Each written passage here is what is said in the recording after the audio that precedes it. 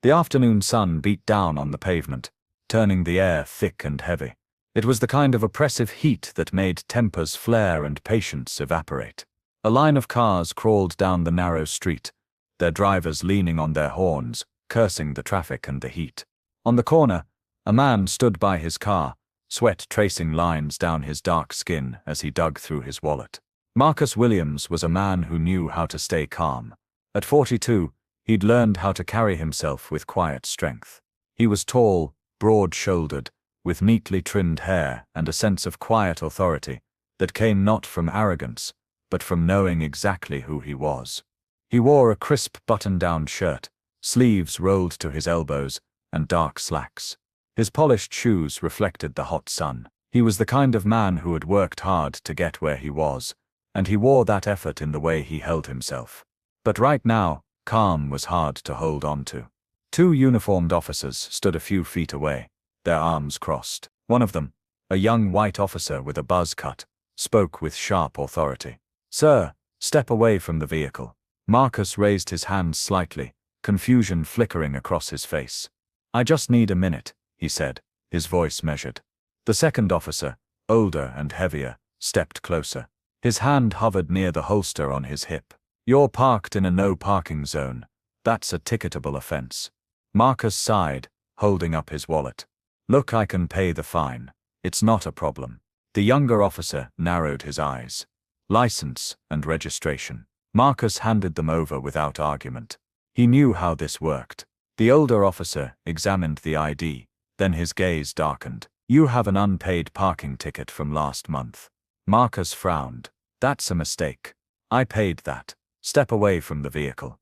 Marcus's jaw tightened. He could feel it now, the shift in the air. He saw it in the way the officers' hands tensed at their sides, how their gazes hardened. A familiar sensation stirred in his chest, that simmering mix of frustration and resignation. He had done everything right. He was calm, polite, cooperative. And yet, the younger officer stepped closer. "Sir, I'm going to need you to put your hands behind your back." Marcus froze. A wave of heat rushed through his body, not from the sun, but from the burn of injustice. He knew where this was headed. He could already feel the metal bite of handcuffs against his skin. His breath sharpened, his heart hammered against his ribs. Slowly, Marcus reached into his pocket and pulled out his phone. He glanced at the officers, calm, steady, and pressed a single button. A voice answered on the other end. Marcus's tone was cool and even. "Hey man, it's me. I need a favor." The younger officer's brow furrowed. "Who are you calling?" Marcus slipped the phone into his shirt pocket. "My best friend," he said. "Who's that?" Marcus's gaze sharpened. A quiet edge entered his voice. "The chief of police."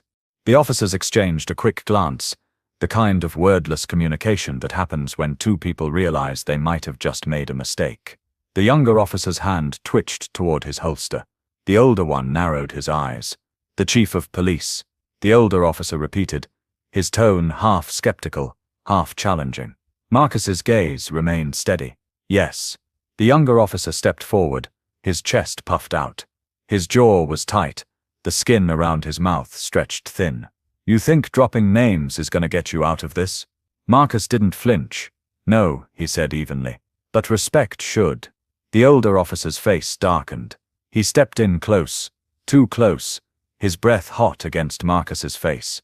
"You think you're special?" Marcus's eyes flicked toward the officer's hand, still hovering near the holster. His muscles tensed, but his expression didn't change. "No," he said, "but I know I'm not a threat." The younger officer scoffed. "We'll see about that." Marcus could feel it happening, the shift from routine annoyance to something heavier, more dangerous. He had seen this play out before, the raised voices, the escalation, the excuses afterward. "It's just procedure. We were doing our job." He was resisting, and he could feel it, the pressure of eyes watching. Passers-by on the sidewalk had started to slow down. A woman with a stroller hesitated at the corner. A teenage boy lifted his phone, camera recording. Marcus knew what this looked like. A black man standing his ground. Two officers tightening their grip. He could already see the headline, "Man arrested over parking violation." His phone buzzed. Marcus reached for it, slowly, deliberately, and lifted it to his ear. "Yeah," he said. A deep voice rumbled on the other end. "Marcus, what's going on?" Marcus smiled faintly. "Got a little situation." The older officer's expression hardened. "Sir, put the phone down." Marcus ignored him. "Listen, Joe. I need you to come down here." A pause. "I'm on my way," the voice said. The younger officer stepped forward. "You're done playing games.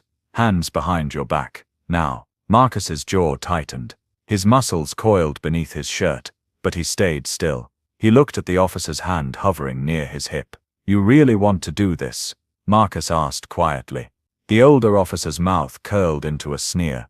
"Sir, you're resisting an officer's order. We have cause to detain you." "Detain me for what?"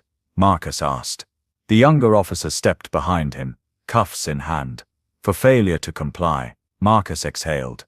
He could feel it, that tipping point, the moment when it could all spiral out of control. His heart hammered against his ribs. His breath sharpened. "Stay calm. Don't give them a reason." The younger officer grabbed Marcus's arm, twisting it behind his back. Marcus tensed. His jaw locked. The older officer leaned in, eyes glinting with something dark.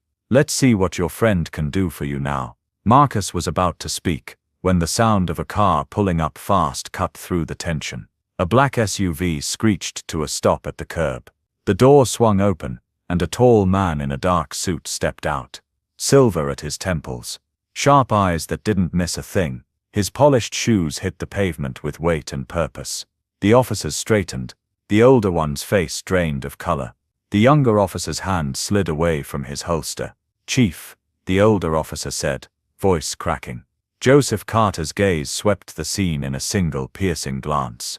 He stepped toward Marcus, his expression dark with controlled anger. "Marcus," he said. Marcus smiled faintly. "Hey, Joe."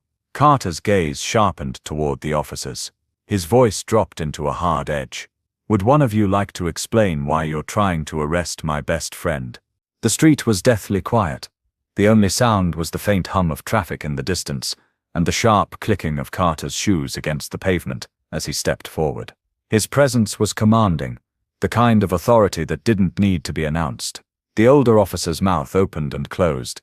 His hand twitched toward his belt, then dropped. "Chief," he began, his voice strained. "We were just following protocol." Carter's gaze cut through him like a blade. "Protocol?" His voice was calm, dangerously calm. "Yes, sir," the older officer said, swallowing hard. Mr. King was being uncooperative. Marcus's head tilted slightly. "Uncooperative?" The younger officer spoke up, his voice tight. He refused to provide identification. "I told you my name," Marcus said evenly. "And he made a threat," the younger officer added. Marcus's mouth twitched. "Did I?" Carter stepped in between Marcus and the officers, his back to Marcus as he faced the two men. His voice dropped, low and dangerous. "You're telling me that Marcus King, a decorated Marine, an upstanding member of this community, was a threat?" The younger officer shifted nervously. "We didn't know who he was," he mumbled. "That's the problem," Carter said coldly. His gaze hardened. "And tell me, what was the threat? His tone of voice? The way he stood? Or maybe it was just the fact that he's a black man standing on a sidewalk." The younger officer's face flushed red. "Sir, that's not enough." Carter's voice cut through the air like a whip. A small crowd had gathered now. Phones were up, recording. People whispered. A woman in sunglasses muttered, "It's happening again." Carter took a step closer to the officers.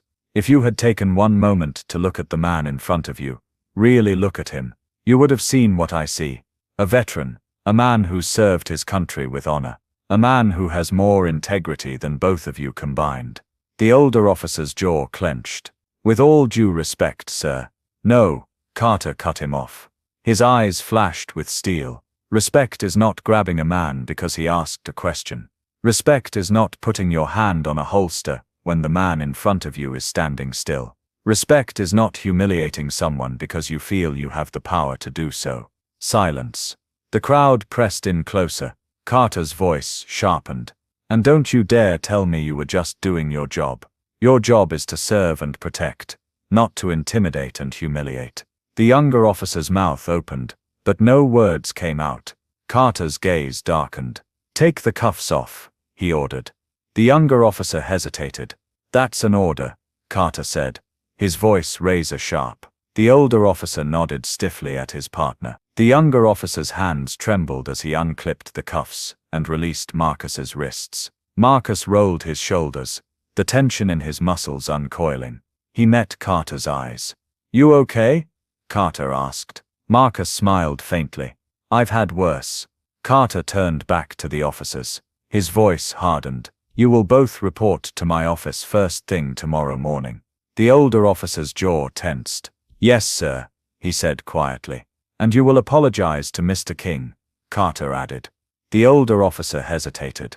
The younger one looked at his feet. "I'm waiting," Carter said.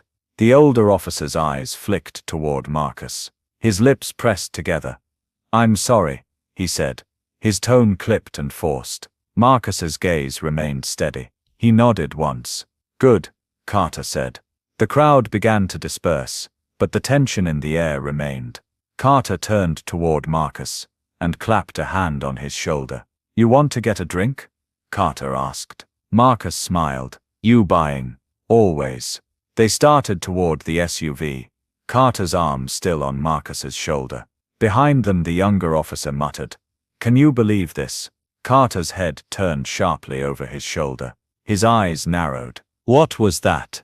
The younger officer paled. "Nothing, sir." Carter's gaze lingered a moment longer before he turned away. "Get in the car," Carter said to Marcus. As they pulled away from the curb, Marcus leaned back against the seat. His shoulders relaxed, his breath steadied.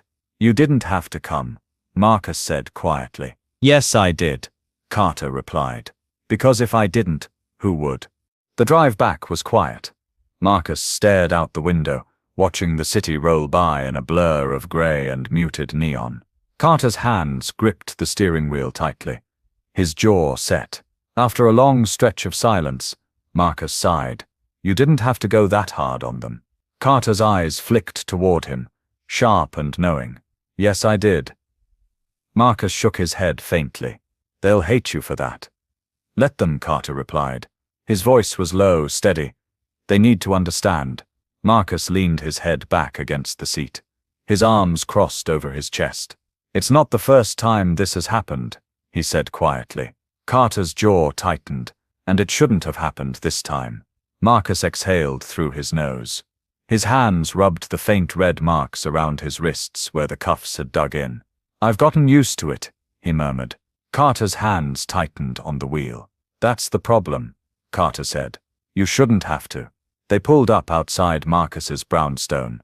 Carter shifted the car into park and turned toward Marcus. Marcus gave him a small, weary smile. "You coming in?" "Not tonight," Carter replied. "You need rest." Marcus's eyes softened. "Thanks, man." Carter's gaze sharpened. "Don't thank me. Just don't let them make you think you're less than what you are." Marcus nodded, his throat tightening. He opened the car door but paused before stepping out. "Hey, Carter." "Yeah?" Marcus's eyes glinted with quiet warmth. "Glad you picked up the phone." Carter's mouth tugged into a half smile. "Always." Marcus stepped out and watched as Carter's SUV pulled away down the street. His breath curled in the cool night air. He rubbed his wrists absently, the sting of the cuffs fading but the weight of the encounter lingering. From across the street, a young boy on a bicycle was watching him. Marcus smiled faintly and nodded. The boy smiled back. Marcus's gaze drifted upward toward the dark sky. The city lights blurred into constellations of soft gold and white. His chest rose and fell with a slow breath. Tomorrow he'd have to face the stares, the whispers, the quiet judgment from people who had seen the video. But for tonight, just for tonight, he let himself feel the relief. He turned toward the brownstone, his keys jangling softly as he unlocked the door. Before stepping inside, he paused. Across the street, the young boy was still watching him. Marcus lifted a hand in quiet acknowledgement. The boy lifted his chin, a quiet gesture of strength. Marcus smiled. Then he stepped inside, closing the door behind him. Marcus sat on the edge of his bed, the soft hum of the city drifting through the cracked window. His phone buzzed on the nightstand. A message from Carter. "You good?" Marcus smiled faintly, his thumbs hovering over the screen. He typed, deleted, then typed again. "Yeah, thanks." He stared at the screen for a moment before setting the phone down. His reflection stared back at him from the darkened glass of the window. Tired eyes, steady breath. The video had already started circulating online. He'd seen it, raw and unfiltered, his hands pressed against the hood of the car. The officer's harsh voices, the confusion in his eyes when they wouldn't listen, the shift when Carter stepped in, the stunned silence when they realized who he was. Marcus knew how this would go. There'd be outrage, commentary, a few apologies. Then it would fade, replaced by the next headline. But something felt different this time. The way the crowd had watched, the tension that had evaporated when Carter spoke Marcus's name, not with authority, but with quiet respect. The way the young boy across the street had lifted his chin, meeting Marcus's gaze without fear. Marcus's breath steadied. Carter's voice echoed in his mind. "Don't let them make you think you're less than what you are." Marcus stood and walked toward the window. The city pulsed beneath him, lights flickering, traffic rumbling, lives unfolding. A low buzz from his phone. Another message from Carter. "They'll think twice next time." Marcus smiled. "Yeah, they will." He took a deep breath, the cool night air filling his chest. His reflection in the glass sharpened, clearer, steadier. Marcus turned away from the window, his shoulders square, his steps sure. Outside, the city kept moving, but for the first time in a long while, Marcus felt like he was moving with it. Power, not from status, not from fear, but from knowing exactly who you are, and never letting anyone take that from you. Pause. What would you have done in Marcus's shoes? Have you ever been judged by how you look? Share your thoughts in the comments. Let's talk about it.